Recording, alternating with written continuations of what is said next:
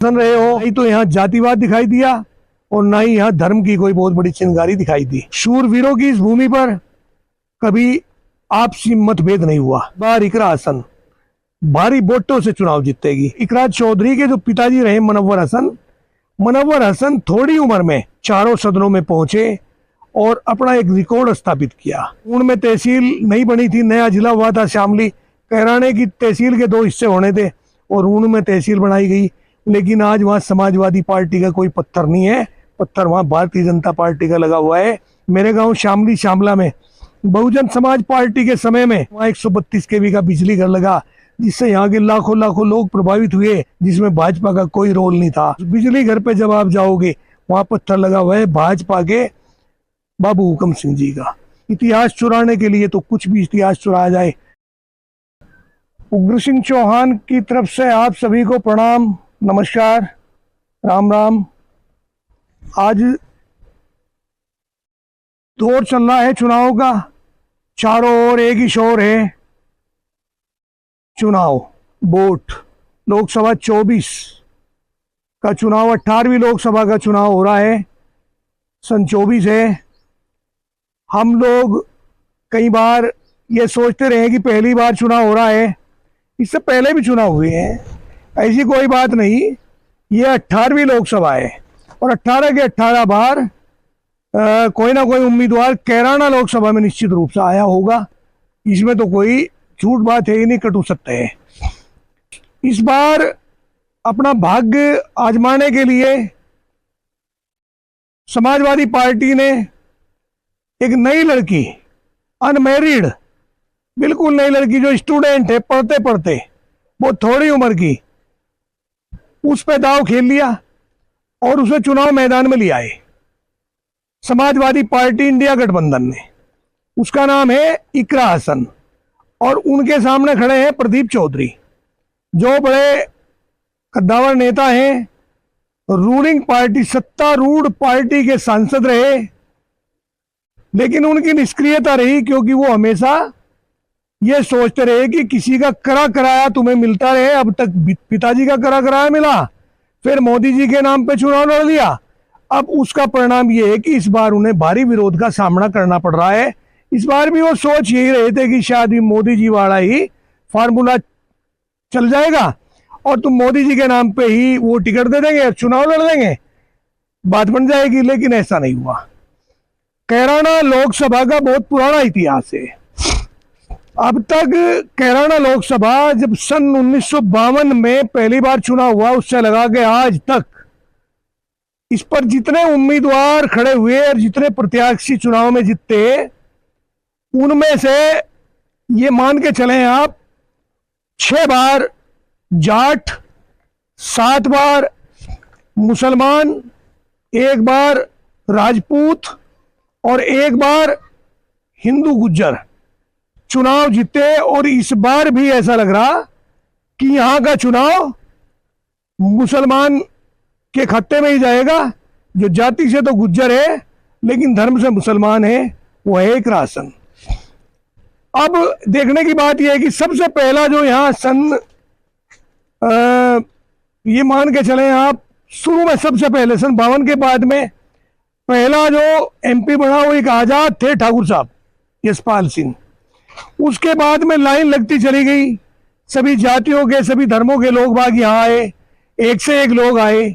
लेकिन इस बार एक विचित्र प्रकार का संयोग बनता जा रहा है, और वो संयोग है कि अब तक के जितने सांसद यहाँ बने हैं उनमें सबसे वेल क्वालिफाइड और सबसे युवा कोई सांसद अगर है, बनने जा रहा है, वो है इकरा हसन। अब इकरा हसन पे ये तो कहना बड़ा ही मुश्किल है कि वो चुनाव नहीं जीत पाएगी।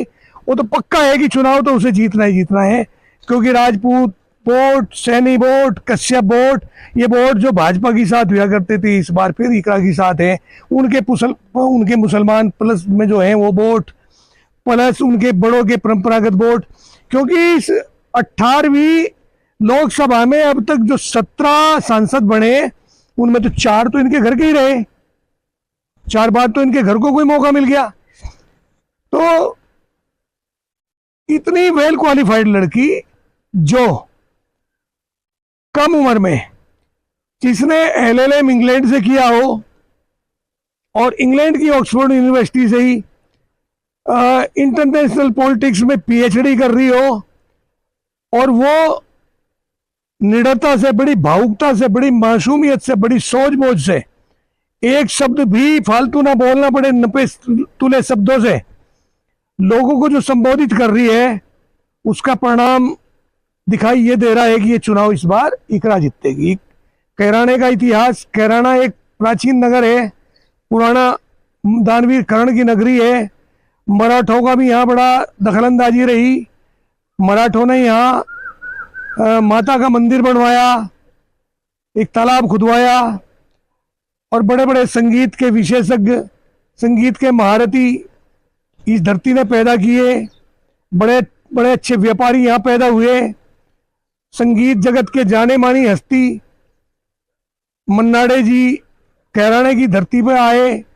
जब वो कैराने की सीमा में आए अपने गुरुजी से मिलने के लिए, तो सीमा से बाहर ही जुत्ती निकाल ली और अपने हाथ में जुत्ती लेकर आए। जब उन्हें किसी ने पूछा कि मन्नाडे जी आप जुत्ती तो पहन लो, गर्मी है, कहने लगे ये तो देवस्थान है, ये तपोभूमि है मेरे गुरु की, यहाँ जुत्ती पहनकर देवस्थान पर नहीं जाया जाता। इतना सम्मान कैराने की भूमि का हुआ करता था। कैराने का बड़ा अपना नाम था। कैराना मिर्चों के नाम से बड़ा प्रसिद्ध था।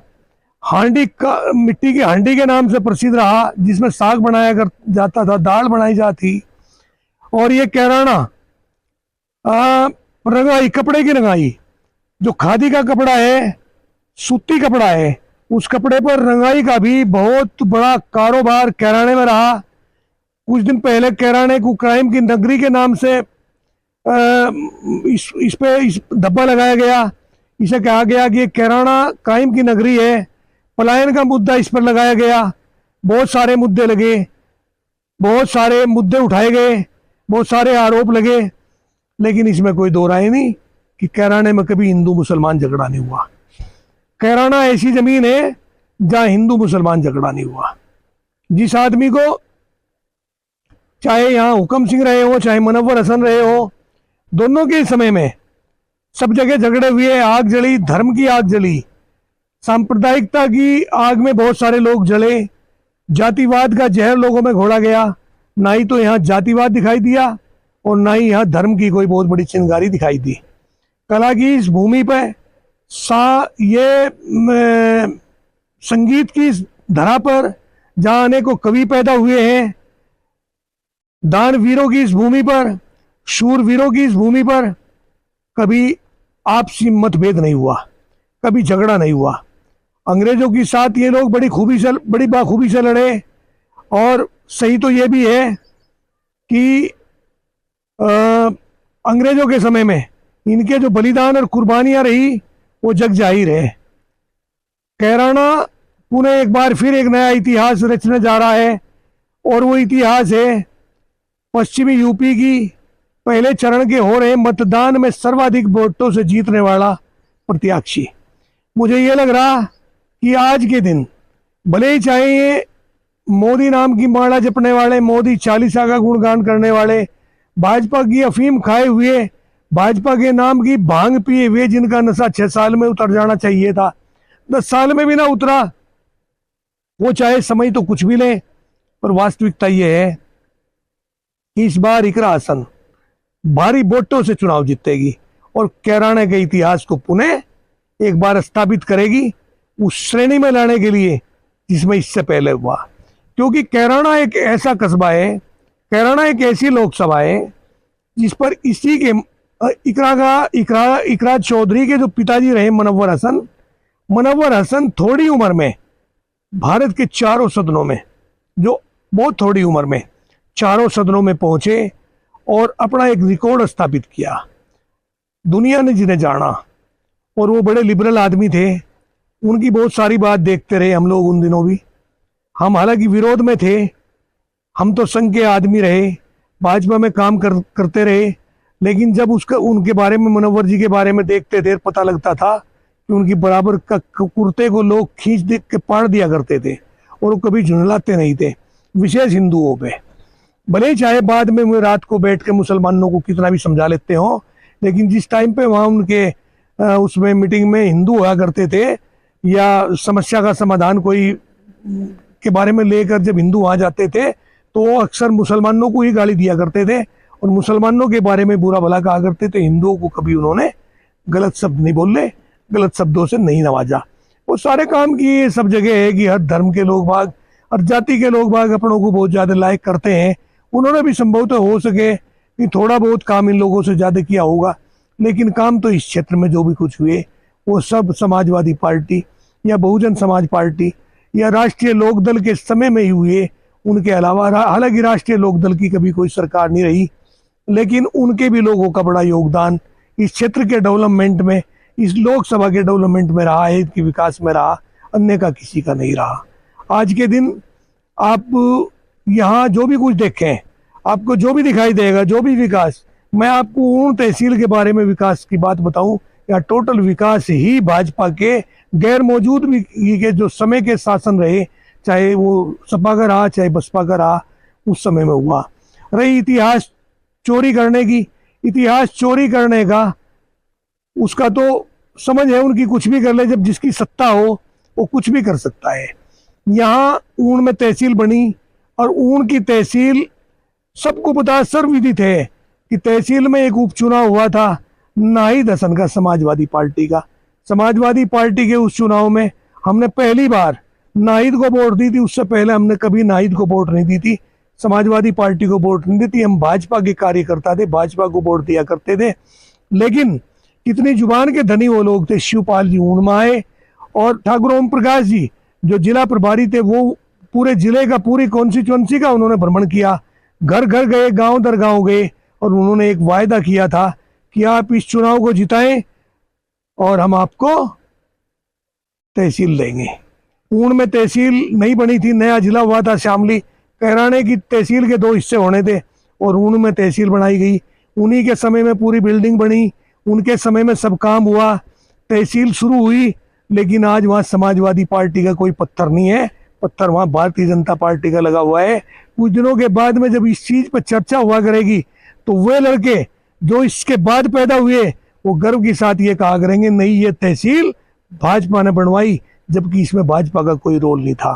अब दूसरी बात लीजिए, मेरे गांव शामली शामला में बहुजन समाज पार्टी के समय में, जिसमें भाई तेजपाल गुज्जर का बहुत महत्वपूर्ण योगदान रहा, बेदराम भाटी जो उन दिनों होमगार्ड मंत्री हुआ करते थे, उनका बहुत बड़ा योगदान रहा। यहाँ एक बिजली घर लगा जो उस समय की भूमि 132 की पशुचर की जमीन थी। उस जमीन में कानून बनाया गया नया और उस जमीन को कन्वर्ट करके वहाँ 132 केवी का बिजली घर लगा, जिससे यहाँ के लाखों लाखों लोग प्रभावित हुए, गांव के गांव प्रभावित हुए, जिसमें भाजपा का कोई रोल नहीं था, कहीं तक कोई रोल नहीं था। सारा टोटल काम बहुजन समाज पार्टी के समय में हुआ। और उस बिजली घर पे जब आप जाओगे वहाँ पत्थर लगा हुआ है भाजपा के बाबू हुकम सिंह जी का। क्या हुकम सिंह जी का कोई रोल था उसमें? क्या भारतीय जनता पार्टी का कोई रोल था? इतिहास चुराने के लिए तो कुछ भी इतिहास चुराया जाए, लेकिन वास्तविकता कुछ और है। और जो चीज लोगों को बताया जा, मुख्य धारा के चैनलों के माध्यम से जिस चीज को बताया जा, वो वास्तव में वो नहीं है कुछ और, दिखाया कुछ और जाता है। कैराना की धरा, कैराना लोकसभा अपने आप में एक विचित्र प्रकार की लोकसभा है, जिस पर सभी का ध्यान रहता है, लेकिन यहाँ कभी कोई गुंडागर्दी इस प्रकार की नहीं हुई कि हिंदू मुसलमान की सांप्रदायिकता रही हो। रहा क्राइम तो योगी जी के आने से पहले पूरे यूपी में था। वो तो क्राइम को कंट्रोल करने का श्रेय योगी जी को है। इस बात को कितनी बार कहलवा लो, कहीं कहलवा लो, इसमें कहीं कोई झूठ नहीं है। आज क्राइम कहीं भी नहीं है, कैराना में है ना, आपकी शामली में है ना, मुजफ्फरनगर में है ना, आपके मुरादाबाद में है ना, आपके इलाहाबाद में है, प्रयागराज में ना, आपके लखनऊ में। आप आज पूरी यूपी में कहीं क्राइम नहीं है। तो मैं तो यही कह रहा कि कैराना एक नया इतिहास रचने जा रहा है। जय हिंद, जय भारत।